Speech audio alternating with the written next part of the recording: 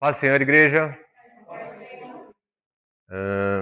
Vamos começar falando sobre o tema da aula, que é a vitória sobre a morte. Antes de começar, eu vou fazer uma breve introdução aqui, como eu sempre faço, mas como a gente passou faz pouco tempo aqui, e a gente já está acumulando bastante aula dentro do semestre, dentro do trimestre já, então eu vou ser mais sucinto. Eu vou pontuar desde a lição 9, tá? A lição 9 a gente falou sobre a triunidade divina e a relação entre o pai e o filho, em perfeita harmonia. A gente falou um pouquinho sobre a trindade, tentou explicar um tema que é extremamente difícil, como pontuei. A gente tentou trazer luz ali para a gente entender um pouquinho sobre o que é, e a gente mostrou a harmonia que tem entre pai e filho. Na lição 10, na semana passada, o pastor João trouxe para a gente aí o Jesus como exemplo da humildade e mostrou ele como servo, como ele atuou como servo, ele lavando os pés dos discípulos e mostrando que precisa ter parte com ele também, atuando como servo, tá bom? Hoje o tema da aula, da lição 11, é a vitória sobre a morte, Jesus ressuscita Lázaro. Está escrito isso no tema da revista. Infelizmente, meus irmãos, é um erro que teve na impressão da revista. Se a gente lê a lição, vai ver que não menciona nada de Lázaro na lição, então foi um erro que teve e a gente segue com o tema, porque mesmo tirando Lázaro, o tema ainda fica mais rico, porque a gente consegue falar sobre muito mais coisas e diversificar, né? Então, o tema dessa lição é a vitória sobre a morte, Jesus ressuscita. Eu falei, também não quero ser o maior dos críticos, tá, gente? Só estou pontuando porque o tema está escrito aí e às vezes a gente não vai nem falar necessariamente só sobre Lázaro, vai falar sobre outros pontos, que não é essa ressurreição que a gente vai pontuar. O tema hoje a gente vai trabalhar em cima de prisão, crucificação e ressurreição. Dentro da prisão, a gente vai trabalhar bastante no elemento do julgamento, tá? Então, acho que a aula vai concentrar bastante no tema do julgamento. E vai ter bastante referência na aula 6, que ele fala sobre o grande eu sou, pelo menos nesse início. Como o tema da aula fala sobre a ressurreição e a gente está falando sobre o livro de João, sobre o evangelho de João, eu quero dar 2 passos para trás e começar no capítulo 18, mais ou menos, para pontuar sobre a crucificação, sobre a prisão, tá?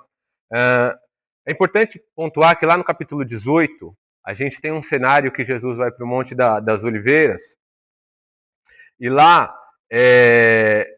mostra o texto pra gente que Jesus ele é tratado como um delinquente. Se a gente olhar bem ali, vai entender que a sociedade, o império, ou quem está indo atrás dele, o Sinédrio, no caso, está tratando ele como um delinquente. Por quê? Porque a gente vai ver que o texto pontua pra gente que os soldados eles chegam com tochas, lanternas e armas.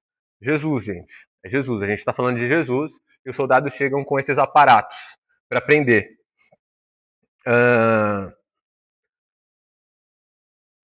Mas Jesus ele sabia de tudo isso, e sabendo de tudo isso, ele mesmo se apresentou. No texto, o texto vai expor isso para nós. Ele se apresenta como para os soldados. E quando ele se apresenta para os soldados, ele pergunta para os soldados: a quem vocês procuram? E eles respondem: a Jesus, o Nazareno. Diversos teólogos vão pontuar que lá no versículo 5 do capítulo 18, ele responde para os soldados: a quem vocês procuram? E ele responde. Os soldados perguntam: a Jesus o Nazareno. E eles respondem. Perdão, gente. Ele pergunta para os soldados. Os soldados perguntam para. Jesus pergunta para os soldados: a quem vocês procuram? E ele responde: a Jesus o Nazareno. E Jesus responde para os soldados: sou eu. E quando ele fala sou eu, nesse momento, ele está fazendo um vínculo com a apresentação de Jesus. Na verdade, sabe o que está me atrapalhando, gente? Isso aqui, ó. Eu vou tirar isso aqui porque eu estou tentando passar slide tentando falar. Márcio, você me pega para a Monique depois? Eu estou tentando falar e estou tentando passar o slide. Estou tentando ler lá e estou tentando falar. Isso aí está me atrapalhando. Vamos dar a sequência. Desculpa, vou retomar para a gente não perder o raciocínio, tá? Então é o seguinte. Jesus chegou, os soldados chegaram com tochas e lanternas, e quando ele chegou com tochas e lanternas, eles procuravam Jesus. Jesus se aparece para ele, pergunta: quem que vocês procuram? E eles respondem para Jesus, Jesus o Nazareno. E Jesus, de bate-pronto, responde, sou eu. Nesse momento ele está fazendo uma referência. Essa referência a quê? Muitos teólogos vão pontuar que ele está fazendo essa referência com o eu sou, com o Jesus, o Deus que se apresenta a Moisés lá no Sinai. Ele está fazendo esse tipo de referência. Sou eu, o Jesus o Nazareno, eu sou. Por isso que o texto, na sequência, quando ele dá esse passo, e na sequência ele pontua que os soldados, eles caem para trás, eles recuam. Por quê? Porque eles estão diante dali do Deus, do Senhor, e eles notam isso. Então eles se assustam com essa situação. E porque eles se assustam com o eu sou, eles recuam. Dando continuidade no texto, ele faz essa referência com essa apresentação que Deus faz no Monte Sinai, e logo na sequência a gente já entende que como ele ensina sobre a liderança para a gente. Nesse momento a gente entende como ele apresenta uma liderança diferente. Na sequência do texto ele vai falar que para cumprir sua própria declaração, Jesus falando, não perdi um só de todos que me deste. Ele se apresenta também para proteger quem está com ele. Os discípulos que estão com ele, ele também se apresenta para isso, para fazer essa proteção. E essa declaração, ela vai pontuar lá em João 10, 11, da passagem do bom pastor, que dá a sua vida pelas ovelhas. Eu sou o bom pastor sacrifica a sua vida pelas ovelhas. O texto vai pontuar sobre Pedro, que corta a orelha de Malco. Eu quero falar sobre isso, mas eu não vou falar sobre isso nesse momento. Eu vou deixar isso um pouquinho mais adiante na lição. A gente vai falar sobre isso também, mas eu vou tratar sobre Malco agora um outro ponto. O significado, e aqui eu acho que tem um significado bem simbólico bastante importante. O significado do nome Malco significa rei ou reinante. Quando Malco simbolicamente chega e o nome dele significa rei, e Pedro vai e corta a orelha dele, que nem eu falei, simbolicamente, Pedro está lutando contra um rei terreno. E Jesus mostra que naquele momento a missão dele não é lutar contra o reino terreno, contra qualquer rei que simbolicamente chegue para ele ali, ou representativamente. Não é isso. A guerra dele não é contra o rei terreno. A guerra dele, ele já sabe qual é a luta dele, ele já sabe qual é o objetivo que ele tem que cumprir. E Jesus não se concentra nisso. Inclusive, ele até cura Malco. Então, por mais que Malco, naquela situação, ele não seja de fato o rei, naquele momento, simbolicamente, é bastante importante a gente entender que ele está representando um reino para a terra. E ali, Jesus nem se importa com essa situação, ele cura. Além dele não atacar Malco, ele, além disso, ele cura. E ele repreende o discípulo dele. Nessa sequência, a gente vai para o julgamento. E aqui, eu gostaria bastante da gente fazer um vínculo, um paralelo com a nossa realidade, tá, gente? O julgamento dele, na nossa atualidade, do ponto de vista do direito processual hoje, da nossa visão jurídica hoje, esse julgamento ele seria nulo. Eu quero trazer um pouquinho de conhecimento jurídico, porque esse é um ponto que eu escuto muito na mídia, e toda hora que eu escuto, acho que eu vou falar para vocês que 95% das vezes que eu escuto, a expressão, o termo do jornalista, do repórter, está errada. E eu olho isso e eu comento com a Andressa e eu falo, como pode? Mas assim, eu entendo que o que importa naquele momento é a comunicação, tá? Então assim, quando a gente fala de nulo e anulável, são termos diferentes. Nulidade e anulabilidade são termos diferentes dentro do meio jurídico, tá? E qual é a principal diferença entre nulidade e anulabilidade? A principal diferença é que nulo, ele não gera efeitos, e anulável, ele gera efeitos até o momento que foi alegado. O que eu quero dizer com isso? Um exemplo de nulidade. Nulidade é você volta para o mesmo status antes do julgamento. Eu vou dar um exemplo aqui, e eu não vou me concentrar no mérito. Quando eu falo que eu não vou me concentrar no mérito, eu não vou me concentrar na questão em si, tá? Se está certo ou se está errado. Mas o julgamento para nós aqui entendermos o que é. O julgamento do atual presidente, o Lula, ele se tornou nulo. Por quê? Porque identificaram uma incompetência do juízo que julgou. Então, ele foi julgado condenado. Então, em tese, ali ele deixou de ser primário. Só que, em virtude do tribunal ter entendido que teve um vício, teve um defeito naquele julgamento, eles voltaram para a estaca zero e o Lula se tornou um réu primário novamente nesse cenário. Que nem eu falei, eu não quero me ater nesse momento a questão, tá certo, tá errado. Não é isso, eu estou falando de processo, tá? Processualmente, O que eu estou falando é que ele voltou para estaca zero. Então, nulidade te traz lá do status quo do início, tá? É o que a gente chama de ex tunc no direito. E eu não vou entrar nesses termos, mas é o que a gente chama de ex tunc. Ele volta, tá? E o que pode ser nulo? O exemplo de nulidade é quando falta a citação do réu, o réu foi citado e não chegou na mão dele, ele está dentro de um processo e não chegou na mão dele, ele não sabe disso. Além disso, tem ausência da defesa técnica, não teve defesa, ou teve provas ilícitas. Também foi uma situação. A anulabilidade, o que é? Ela gera efeitos a partir do momento que alegaram que teve erro. Levantou a mão, teve erro? Teve. Então, a partir daquele momento, começa a gerar efeito. O que pode ser um exemplo? Foi feita uma defesa para o réu, e essa defesa que foi feita para o réu foi ruim. Só o fato de ser ruim. O juiz, o advogado vai entrar e falar assim, aquela defesa que foi feita para o réu foi ruim, juiz. Eu posso fazer uma nova defesa? O juiz vai falar assim, de fato foi ruim, você pode fazer uma nova defesa. O que aconteceu até agora, aconteceu, está julgado, o problema é dele, mas de agora em diante você pode atuar para ele, e a partir de agora pode mudar a situação dele, mas o efeito dele ter sido julgado permanece. A diferença também entre nulo e anulável é que nulo ele vai tocar numa esfera pública, ela vai ferir os direitos da coletividade. Então, é fundamental que o Estado levante a mão e fale, pare, é dever do Estado. Na anulabilidade, é dever do particular. Se o particular não levantar a mão e falar para parar, não vai acontecer, vai continuar. Tá? Então, o que eu quis trazer com isso? Eu quis trazer essa visão, porque, infelizmente, a gente viu o cenário que aconteceu na semana passada aí, e eu acompanho muito isso, e eu vou fazer um comparativo muito infeliz, porque eu vou comparar com Jesus, mas assim, a gente brincava muito no escritório na semana passada, na semana retrasada, porque a gente viu o julgamento, a gente acompanhou o julgamento do ex-presidente Bolsonaro, e por mais que ocorreu todas as etapas, a gente via sustentações orais dos advogados de defesa, e a gente tinha muita sensação que a sentença ela já estava formulada antes da defesa. A gente teve muito essa sensação, a gente comentou isso no escritório. A sentença do juiz ela já estava formulada sem a sustentação oral. Então, o julgamento em tese, na minha visão, ele deveria ter sido nulo também.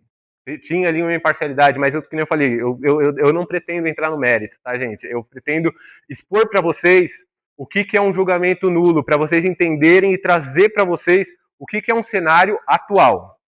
O nosso artigo 564 do Código de Processo Penal, ele fala: a nulidade ocorrerá nos seguintes casos: por incompetência, suspeição, que na minha visão era o caso, ou suborno do juiz. E o que acontece? Assim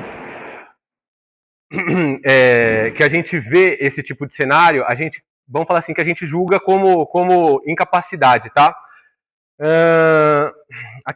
E aí a gente leva para aquele julgamento de Jesus, novamente. Aquele julgamento de Jesus, gente, de fato, a gente olha e fala, foi totalmente imparcial, não teve nenhuma parcialidade, não teve nenhuma justiça. Não quiseram justiça. E aí é o que eu falo, e eu tenho esse lema, assim, na minha vida, que eu vejo que muitas vezes a gente não quer justiça. A gente quer conveniência. A gente não quer justiça, a gente quer conveniência. O que é conveniência? O que é agradável pra gente? A gente quer isso. Se a justiça, às vezes, nos tirar do conforto, a gente não quer justiça. A gente quer a conveniência, tá? Então, o julgamento de Jesus, ele se deu por conveniência, por parcialidade, e não por uma justiça, tá? O que o cenário de hoje, no nosso sistema, vamos falar assim, penal atualmente, é um sistema chamado inquisitorial. O que é um sistema inquisitorial? É um sistema que o juiz, ao invés de ser perdão, eu confundi. O sistema inquisitorial, que foi o da época, o juiz, ao invés de ser um árbitro neutro, ele tem atuação ativa e central. Olha, presta atenção nos pontos, tá? Ele tem a participação ativa e central na investigação e no recolhimento de provas e na interrogação das testemunhas. E pode acumular as funções de acusador e de julgador. Atualmente, o nosso sistema não é esse. Eu falei errado, não é inquisitorial. É o sistema acusatório, onde há separação na função de acusar e de julgar, e garante o contraditório e a ampla defesa, tá? Então, voltando para o caso de Jesus, era óbvio e evidente que Jesus ia ser condenado. Por quê? Porque era um sistema inquisitorial. Quem acusava era quem julgava também. Claro, dentro de um limite, tá? E aí eu vou explicar qual era o limite.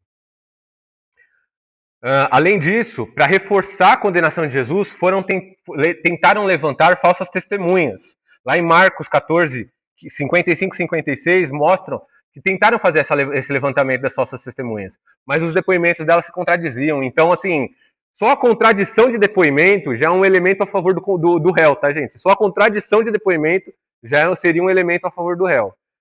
Mas mesmo assim não foi levado em conta, tá? Então a gente começa a ver muitos vícios, muitos defeitos dentro do processo de julgamento de Jesus.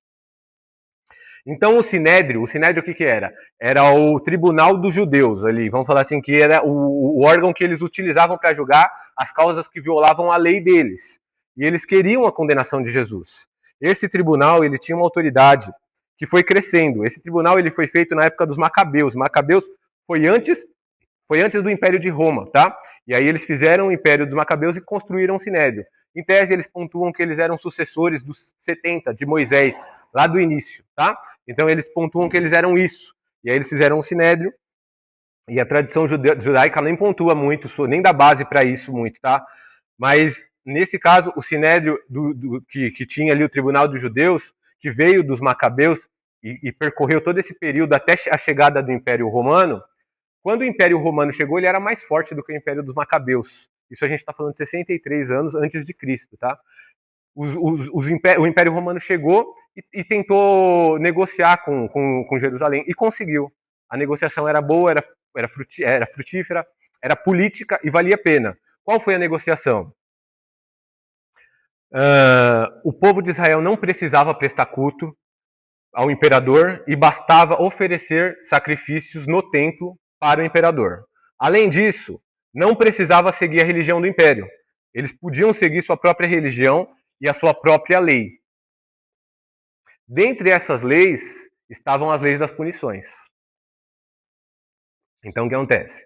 Naquele momento, o Império Romano chegou, e quando ele chegou, o império que estava dominando ali naquele momento eram os Macabeus, e por conta disso, eles chegaram, negociaram, entregaram Jerusalém para Roma e falaram assim, a gente entrega, vocês são mais fortes, a gente entrega, mas deixa a gente continuar aqui adorando o nosso Deus, a gente faz sacrifício pro imperador, e além da gente fazer sacrifício pro imperador, a gente segue com a nossa religião também.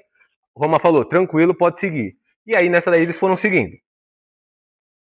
E aí, eles seguiam com a própria lei. A única lei que eles não poderiam executar era a pena capital, que era a pena de morte. A pena capital era o que a gente chama de... Deixa eu pegar aqui. O que a gente chama de pena capital, era a pena de caput, que é cortar a cabeça. Que no caso é a pena de morte, que nem eu pontuei, né? Eles queriam aplicar a pena capital com a mulher adúltera. E depois eles conseguiram aplicar com Estevão, tá, gente? Mas tudo isso foi de forma ilegal. A pena da mulher adúltera, se os judeus só praticassem, seria de forma ilegal, e a pena de Estevão também seria ilegal, tá? Então eles levaram Jesus a Pilatos, para que ele, como representante de Roma, cumprisse a pena capital. O motivo da condenação perante o Sinédrio, perante o tribunal dos judeus, era blasfêmia, que ele disse que era o filho de Jesus. Aliás, que ele disse que era o filho de Deus. E o motivo perante Pilatos, que eles alegaram para Pilatos, é que ele disse que ele era o Messias. E o Messias significa ungido. Eles fizeram referência total com ungido, que significa ali Davi, Saul. O que Davi e Saul significava para o povo judeu? Reis. Eles eram reis. Quando o povo judeu entrega Jesus e fala que ele está se considerando o Messias, ele está tentando ferir o ego de Pilatos, já que Pilatos não era o rei, mas ele representava o rei. Ele estava tentando ferir o ego de Pilatos para que Pilatos condenasse Jesus. Se a gente pensar e lembrar lá de Mateus 2, eu acho Mateus 2 ou 3, a gente vai ver que os magos do Oriente foram encontrar Jesus quando nasceu e eles falam para Herodes, a gente veio visitar o rei dos judeus. Herodes, naquele momento, ele fica totalmente furioso e ele manda matar os recém-nascidos. Então, o que os judeus tentaram fazer com Pilatos? O mesmo cenário. O rei está aí, ó, o ungido, o Messias, ele está aí. Eles tentaram aplicar a mesma ideia agora para Pilatos. Só que, gente, Pilatos, ele não nasceu ontem. Ele está acostumado a fazer. Ele não tinha nascido, ele não era inocente. Ele conhecia um condenado, ele conhecia um um bandido, ele conhecia uma pessoa que não praticava a lei. Ele entendeu ali que era por pura inveja naquele momento, tá? Mas era fundamental entender que ele cuidava do interesse do imperador, que era Tibério, e ele não estava ali.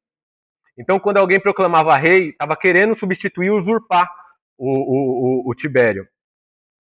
E, e eles perguntavam: você não vai defender o interesse do rei? Os judeus. Então Pilatos se viu nessa situação de ter que julgar, mas ele, Pilatos, sabia que Jesus não era criminoso. Então Pilatos, para se livrar dessa responsabilidade e não carregar esse remorso, ele ainda tenta arrumar um motivo para livrar Jesus da condenação e oferece a libertação de um preso. E aí pedem para o povo escolher Jesus ou Barrabás. E o povo escolhe Barrabás.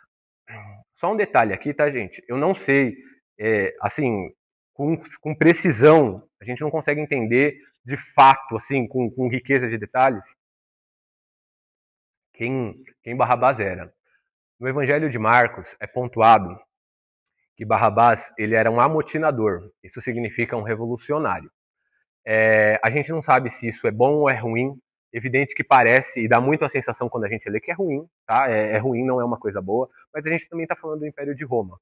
A gente não está falando de gente tranquila, né? A gente está falando de gente que também impunha muita coisa. Então, o nome de Barrabás, o significado dele é um significado muito bonito, que significa bar, filho, abas, do pai. Então, o significado do nome Barrabás é filho do pai, que no pai, no caso, é Deus. Pode ser que ele era um revolucionário, um amotinador? Pode ser, tá, gente? Teólogos levantam essas ideias e eu estou expondo para vocês, com todo cuidado e com todo zelo, mas pode ser que em determinado momento Barrabás ele possa ter feito algum movimento contra o Império Romano. E ele foi preso por conta disso. Mas a gente não sabe, e por conta disso, a gente entende que talvez Barrabás ele estava disposto a matar para estabelecer o reino de Deus aqui na Terra. Jesus, ele estava disposto a morrer para estabelecer o reino de Deus aqui na Terra. Pode falar, pastor.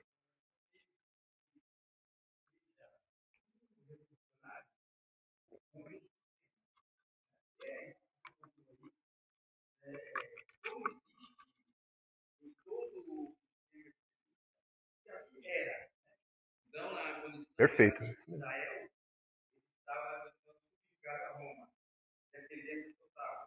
Aquilo causa em muitas pessoas uma revolta.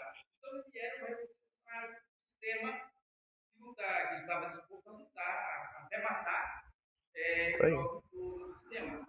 Como hoje a gente vê também no civismo. Isso aí, pastor. Então, é justamente isso.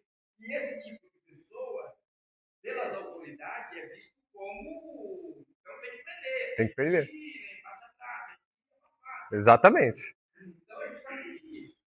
Você citou no começo aí sobre julgamento, Marcos 14, fala, como a gente hoje imagina que a sentença do funcionário já estava lavrado, aconteça o que acontecer. O que o advogado quiser falar, ali é para inglês dele. Né? Só. Já estava tramado, já estava acordado, já estava tudo. E Marcos, capítulo de número 14, o que estava acontecendo uma semana antes? Quando Jesus estava na casa de Simão, na festa, Maria dele, diz o texto aqui que os sumos sacerdotes principais já estava tramando e o buscando uma ocasião para o prender com dolo, ou seja, para o matar. Né? E eles não queriam fazer isso na festa, porque a festa Páscoa era a maior festa, a cidade estava lotada. E o que eles temiam? O povo. Sim. Hoje, o povo também faz uma diferença grande, né? Faz. Então, é isso aí. Mas a sentença já estava lavrada. Já estava lavrada. Para tirar ele. Sim. Só endossando o que o pastor pontuou, tá, gente? Eu falo, e aí eu quero abrir só um parênteses bem rápido para não perder muito foco, mas assim, como vocês sabem, eu sou advogado, eu trabalho com outro advogado, e a gente comentava que a sustentação oral dos advogados que foram levadas lá para o STF eram espetaculares. Os advogados de defesa, Eles foram muito bons tecnicamente, muito bons mesmo. Assim, evidente que a gente não consegue assistir tudo, mas a gente assistiu boa parte. Eles foram muito bons. Só que dá, exatamente. Só que dá muita dó de ver, tipo, tanto conteúdo bom sendo desperdiçado, assim, sem efeito algum, tá? Era muito importante. Tudo que eles falaram ali foi bastante relevante, tá? E dando continuidade, dando andamento, Jesus foi condenado à morte e houve muitas situações que causaram muita humilhação a Jesus, além dessa condenação. Mas, assim, a gente não tem tempo suficiente para a gente tratar sobre todos os detalhes disso, né? Então, eu vou passar agora para a crucificação, para a gente conseguir tratar sobre todos os temas da aula. Mas, pelo amor de Deus, todo mundo que quiser falar pode levantar a mão, pode participar, porque a gente ganha muita riqueza da aula, como o pastor fez agora aí, a gente consegue enriquecer bastante a aula, tá? Além disso, a gente vai tratar sobre outros temas também, que eu acho que é fundamental e vai tocar bastante no que o pastor trouxe também, tá? A crucificação, como eu pontuei, era a pena capital. Pena capital significa a pena que perde o caput. Já falei isso também, né? Caput é cabeça em latim, tá? Pena de morte. Quais eram as penas capitais dos romanos? Degola, que é a pena que Paulo sofreu. A pena de enforcamento também. E além da pena de enforcamento, a pena de crucificação. A pena de crucificação era reservada para os estrangeiros, porque os romanos tinham ela como abominável.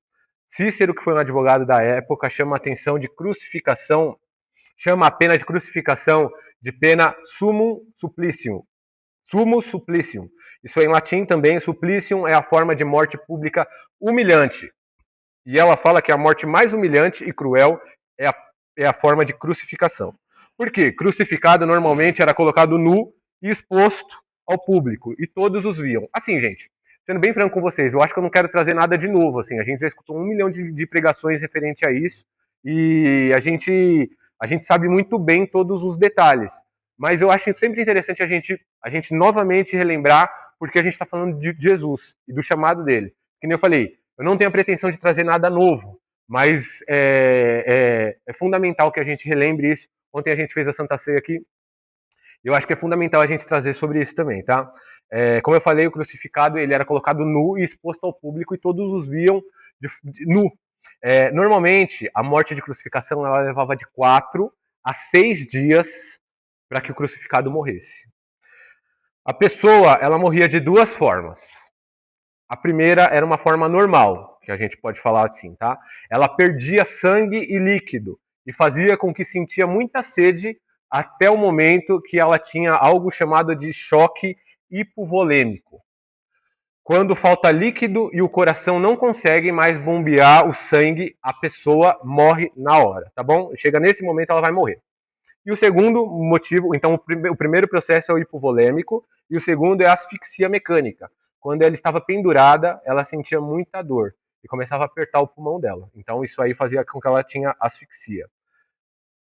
E acontece, vou tentar explicar aqui para a gente tentar entender. Que nem eu falei, acho que vocês já devem ter visto 1 milhão de vezes isso, mas eu acho que é importante a gente relembrar.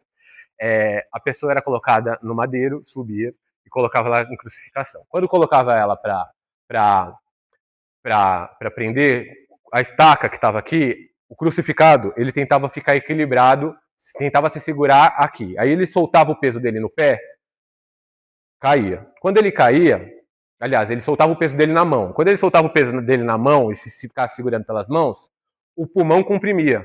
E aí ele começava a sentir dor. Além das mãos, ele começava a se sentir asfixiado. Aí o que acontece? Quando ele cansava disso aqui, ele pegava e levantava. Quando ele levantava, o peso ficava todo no pé. E aí ele conseguia respirar bem. O pulmão deixava de ficar comprimido. E aí ele ficava revezando nisso. Ele ficava, subia e descia. Subia, cansou, descia, cansou, subia. Aí ele ficava nesse revezamento. Por isso que ele conseguia ficar de 4 a 6 dias desse jeito. Porque ele ficava revezando até não aguentar mais. Ele ficava subindo e descendo, subindo e descendo, subindo e descendo. Então, era normal que os presos eles ficassem intercalando esse momento de abaixa para descansar, sobe para respirar, abaixa para descansar, sobe para respirar. Quando as pessoas levavam muito tempo para morrer, além disso, elas ficavam vulneráveis a ataques de feras. Por quê? porque elas ficavam lá vulneráveis, a carne começava a apodrecer, as feras, enfim, começavam a sentir cheiro, e elas estavam muito vulneráveis. Então, ou elas morriam pela dor da crucificação em si, ou elas morriam por ataque de alguma fera que chegava lá para comer. É importante lembrar também que Jesus ele foi torturado antes de ser crucificado, tá, gente? Então, assim, a debilidade que ele tinha naquele momento era uma debilidade muito acima do que o habitual. E muitos teólogos pontuam que o oferecimento de vinagre por parte dos soldados para Jesus parece um pouco ironia e parece que o soldado parecia cínico, mas na verdade a ideia é que o Jesus ele bebesse o vinagre para ele vomitar e ele se desidratar mais rápido e aí a morte dele chegaria mais rápido também, tá? Então a ideia dele oferecer vinagre foi essa ideia. Muitos teólogos defendem isso. Claro que eu não consigo pontuar que se teve algum símbolo ali de ironia também, né? Então vamos permanecer com a ideia que a gente tem. Além disso, explica bastante também porque quebrou as pernas de Jesus, tá? Os dos crucificados. Os soldados quebraram as pernas às 15 horas, né, às 3 horas da tarde, para que fosse mais rápido possível fazer o movimento, aliás, para que fosse mais difícil fazer o movimento de subir, porque quebrando as pernas, eles não iam mais conseguir fazer isso aqui para respirar. Então, quebrando as pernas, eles iam ficar assim, o pulmão ia comprimir e eles iam morrer asfixiados. Então, essa foi a ideia de quebrar as pernas, para eles não conseguirem mais fazer o movimento de subir para respirar. Tá? E lembrando que o sábado tinha Páscoa. Então eles precisavam matar o quanto antes para que os mortos ali, os crucificados, saíssem da cruz e eles conseguissem celebrar a Páscoa. Essa foi a ideia, que era às 6 horas da tarde que ia acontecer, tá? Como eu falei, ainda teria muita coisa para a gente discorrer sobre esse tema, mas muita coisa mesmo, só que a gente precisa se conter. Pode falar, Graça. Qual era o tipo de pessoa que era levado mas eu acho que tinha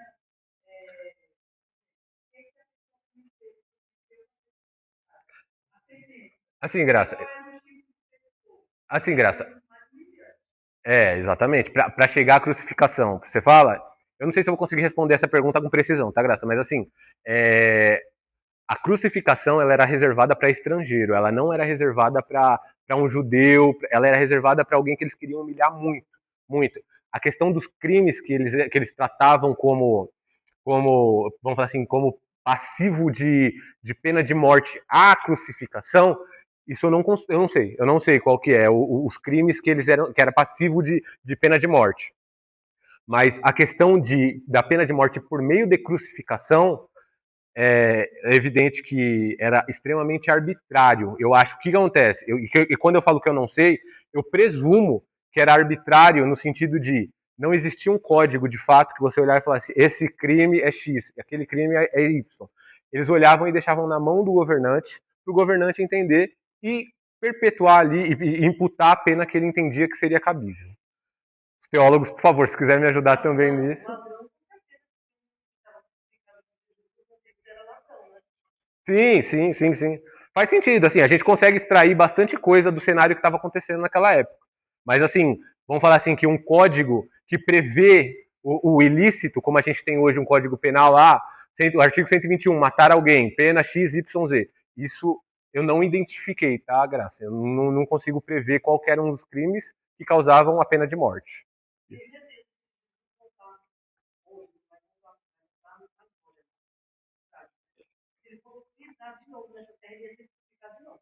Eu também tenho essa.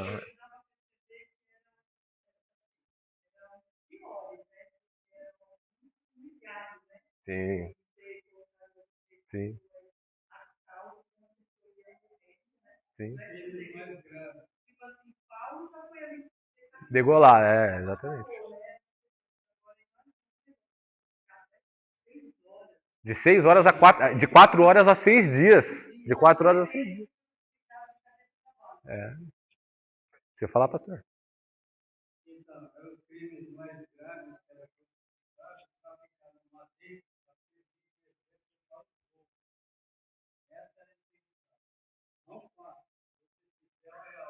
É o que a gente chama de caráter pedagógico, tá, gente? É caráter pedagógico isso aí.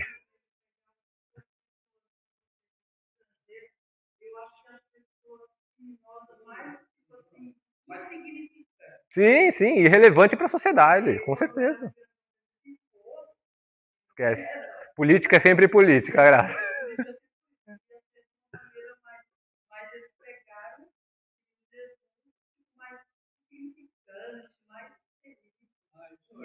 Concordo.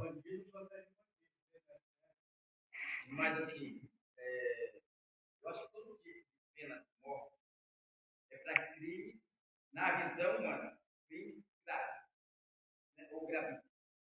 É uma conotação que tem pena de morte é usada para crime. Mas os crimes graves é como você falou, não tinha aquele código que ia votar, ficava a critério do É arbitrário, né? Totalmente arbitrário.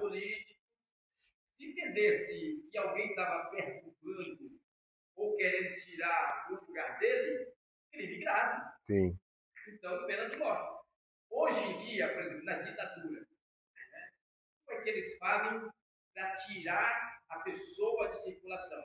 Vamos pegar aqui a Venezuela. Quantos opositores morreram? Na Rússia, quantos opositores foram mortos? É isso. Então, Isso que são divulgados, né, pastor? Isso que são divulgados, isso que chega até nós. Concordo muito. A gente pode falar, Leslie.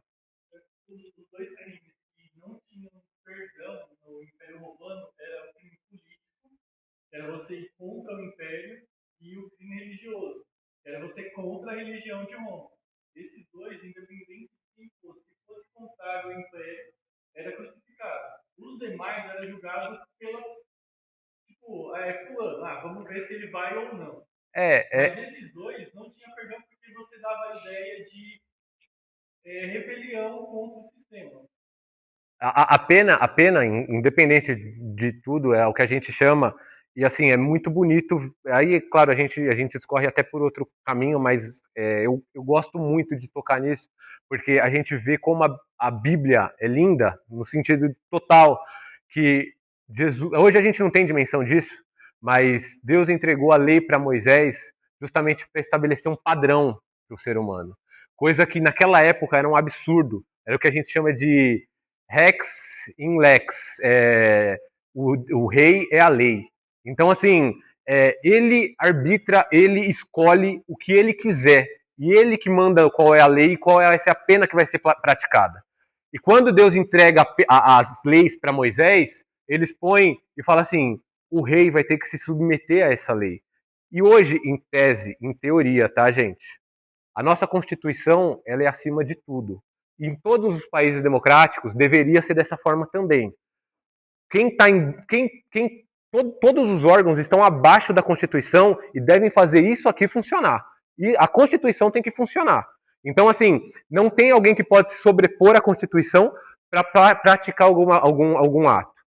A Constituição tem que ser a diretriz. Isso é muito bonito, porque surge de lá, exatamente. Mas assim, surge de lá, é muito bonito. Se a gente praticar isso, é espetacular.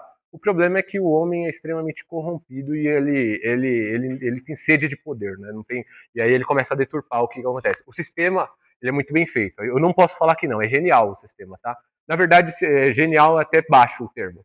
O sistema é divino, porque foi Deus que entregou a ideia de uma constituição para o homem. Pode falar.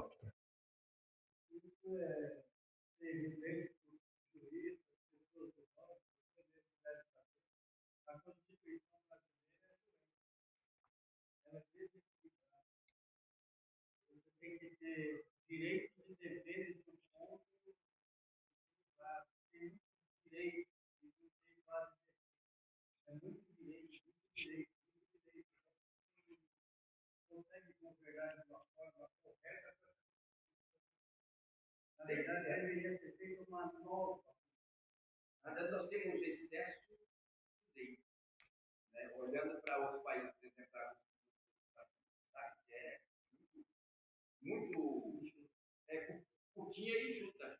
Nós temos um excesso de lei. Quando a pessoa está julgando, enxerga, quer dizer, quer entrar por outro caminho, ele entra porque tem muitas brechas.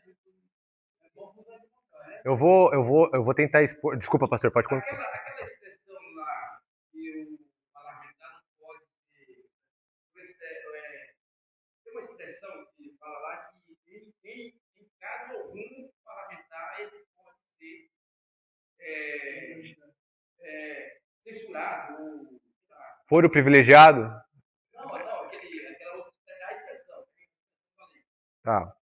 Eu acho que eu sei o que você acha. Ele tem total liberdade de expressão e ele pode falar o que ele quiser. Não tem mais. Sim, sim. Então, e aí eles entram e falam, não é assim, não é bem assim. Não se entende assim, não pode assim. O que eu acho? Eu acho que a nossa. Eu acho, tá? E aí eu vou expor a minha opinião, e é evidente que vai ter gente que discorda, e não tem problema. É que antes da Constituição ser grande do jeito que ela é, existe um sistema que a gente chama de civil law e common law. Common law é o quê? A gente vai fazer uma Constituição mais curta e a gente vai olhar para a sociedade e vai entender os valores da sociedade naquele momento, e os juízes vão julgar de acordo com os valores da sociedade naquele momento. Então você tem uma Constituição mais curta, como o pastor pontuou dos Estados Unidos, é uma Constituição mais curta, e os juízes vão entendendo os valores da sociedade naquele momento e vão julgando de acordo com os valores da sociedade. O que a gente tem hoje no Brasil chama civil law, em tese. E aí eu falo em tese por quê? Porque a gente olha para a Constituição para julgar. A gente não vai ver nos valores da sociedade. A gente vai olhando para um livro, para a Constituição, e vai falando: aqui tem que aplicar X, aqui tem que aplicar Y, aqui tem que aplicar W, aqui tem que aplicar. Eu não acho que dá para a gente falar qual que é melhor. De verdade, eu não acho. Mas eu acho que se você adotou um, você tem que seguir o sistema daquele. E hoje, o que eu entendo que o Brasil está seguindo é uma fusão entre os dois quando interessa ao julgador. O julgador, ele olha para a lei quando ele quer julgar de determinada forma. E quando ele quer julgar de determinada forma, ele olha para os valores da sociedade e quer julgar com base na jurisprudência. É exatamente isso. Para mim, se você seguir um ou outro, não tem problema, mas siga. Não pode deixar de seguir, siga. Agora, quando você deixa de seguir e você quer usar os dois, aí você causa muita confusão e a sociedade fica totalmente perdida. Vou dar andamento aqui, gente, porque hoje, nossa, tem bastante. Nossa, só para vocês terem ideia, a aula hoje tem 16 páginas, a gente está na 4. São 10 horas da manhã. Vou acelerar. Eu vou terminar a aula, com certeza eu vou terminar, tá, gente? É que eu queria falar sobre mais um assunto, eu pontuei no vídeo, e eu não sei se eu vou conseguir tocar, mas se eu não conseguir, amém, a gente tem outra oportunidade para falar, tá bom? A ressurreição. Às vezes, a gente, para fazer alguma piada, e aqui a gente está falando sobre a ressurreição nesse momento, tá? Às vezes a gente, como piada, para fazer piada mesmo, como cristão, muita gente fala para você assim, você acredita em um livro que fala que um peixe engoliu um homem e o homem ficou 3 dias lá e depois o peixe devolveu ele. Você acredita nisso? E aí, a gente, como cristão, eu faço muito essa piada, gente. Eu faço muito essa piada. Gente, eu falando bem a real para vocês. Não só acredito que o peixe engoliu o homem, que se a Bíblia estivesse falando que o homem tinha engolido o peixe devolvido com vida, eu também ia acreditar, porque a gente usa a fé. Eu não tenho problema com isso. A gente brinca com isso e vida que segue, não tem problema. Tem que dar glória agora.